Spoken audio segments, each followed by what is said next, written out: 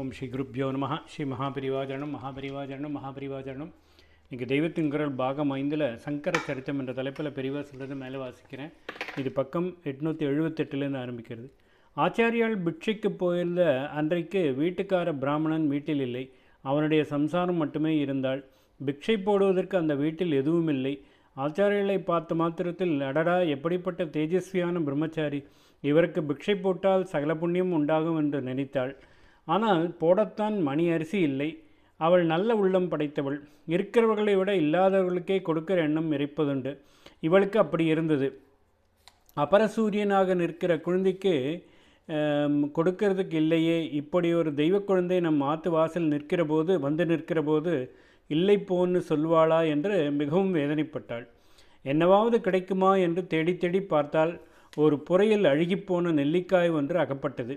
அந்த பிராமணன் பரமசாது. தோப்பில் கீப்பில் உதிர்ந்து கிடக்கிறதில் கூட நல்லதாக உள்ள எடுத்தால் ஏண்டா எடுத்து என்று யார் சண்டைக்கு வருவார்களோ என்று இந்த அழுகலை பொறுக்கி கொண்டு வந்து வைத்திருந்தான். அதுவும் அவளுக்கு தெரியாது. இப்பொழுது தேடியதில் அகப்பட்டது. துவாதசி என்று போஜனத்தில் நெல்லி அவசியம் சேர்க்க வேண்டும். அதற்காக அவன் சேமித்து வைத்திருந்த நெல்லி போயும் இதையா தெய்வ குழந்தைக்கு போடுவது என்று மனஸ்குமரி வேதனைப்பட்டாள். ஆனாலும் பவதி பிக்ஷான் தேகி கேட்டுவிட்ட பிரம்மச்சாரியை வெறுமனே அனுப்பப்படாதே என்பதால் வாசலுக்கு போனாள். அங்கே மகா தேஜஸ்வியாக நிற்கிற பாலசங்கரரை பார்த்து சொல்லி முடியாத வெட்கத்தோடும் அழுகையோடும் திரும்ப உள்ளே வந்தாள். வந்த பிறகு ஐயோ, தெய்வ குழந்தைக்கு ஒன்றும் போடாமல் இருப்பதா என்று நின்று வாசலுக்கு போனாள். இப்படி வாசலுக்கும் உள்ளுக்குமாக தவித்து நடமாடிவிட்டு கடைசியில் அழுகலோ மட்டமோ நம்மிடம் இருப்பதைத்தானே நாம் கொடுக்க முடியும் என்று ஒரு மாதிரி மனசை திருத்தி கொண்டு அழுகல் நெல்லிக்கனி ஆச்சாரியாளுக்கு போட்டாள். தாரை தாரையாக கண்ணால் ஜலத்தை கொட்டி கொண்டு போட்டாள். பொருளில் தரித்திரமாயிருந்தாலும் அவருடைய மனசு எத்தனை பெரியது, அது ஆகாசம் மாதிரி விரிந்து அதிலிருந்து தன்னிடம் எத்தனை அன்பு பொங்குகிறது என்பதை ஆச்சாரியால் கண்டுகொண்டார். அவர் மனசு அவளுக்காக உருகிற்று. உடனே அவளுக்காக மகாலட்சுமியை பிரார்த்தித்து ஸ்தோத்திரம் பாடினார். அதுதான் கனகதாராஸ்தவம் என்பது. அந்த பேர் ஏற்பட்டதற்கு காரணம் பின்னால் தெரியும். ஆச்சாரியாளின் வாக்கிலிருந்து வந்த முதல் ஸ்துதி இதுதான். அந்த பிராமண குடும்பத்தின் தாரித்திரியத்தை போக்கி சம்பத்தை அனுகிரகிப்பதற்காக லக்ஷ்மியை ஸ்துதித்தார். ஆகாசத்திலிருந்து அசரீரி வாக்கு கேட்டது. இந்த தம்பதி பூர்வ ஜென்மத்தில் பாவம் செய்தவர்கள். அதற்கு தண்டனை தான் தாரித்திரியம்.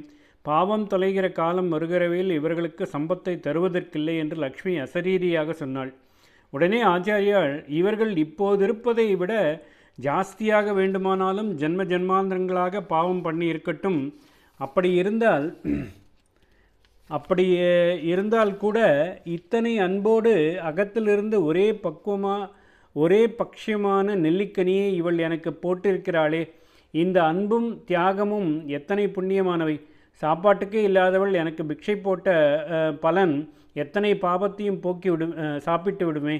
அதோடு எத்தனை கர்மாவானாலும் நான் பிரார்த்தித்ததால் போய்விடாதா என்று கேட்டார். அம்மா மகாலட்சுமி, இவளுக்கு இருக்கிற மாதிரி உனக்கும் அன்பு நிறைய உண்டாச்சு. அதனால் ரொம்ப கண்டிப்போடு நியாயம் மட்டும் வழங்காமல் அன்பை காட்டி அனுகிரகம் பண்ணு என்று பிரார்த்தித்தார்.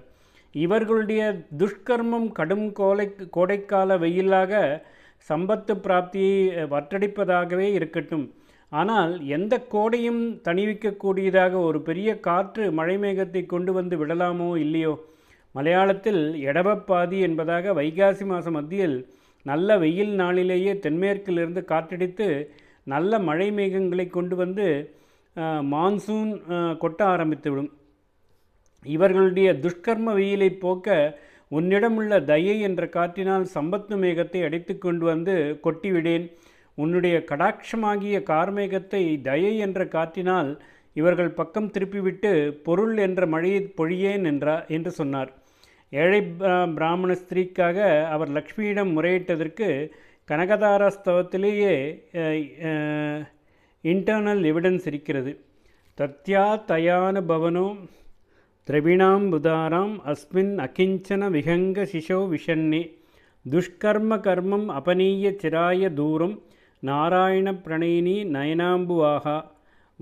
பெருமாளிடம் நிறைந்த பிரேமையை வைத்திருக்கும் தாயாரானதால் நாராயண பிரணயினி என்று கூப்பிட்டு சொல்கிறார். கூப்பிடுவது 4ஆம் வரியில். எடுத்தவுடனே தத்யா கொடுத்து விடட்டும் என்று அவளுடைய அருட்காட்டு அடித்து மழையாக சம்பத்து தர வேண்டியதை பளிச்சென்று தெரிவித்து விடுகிறார். ஓம் ஸ்ரீ குருப்பியோ நமஹ. ஸ்ரீ மகாபரிவாச்சரணம் மகாபரிவாச்சரணம் மகாபரிவாச்சரணம்.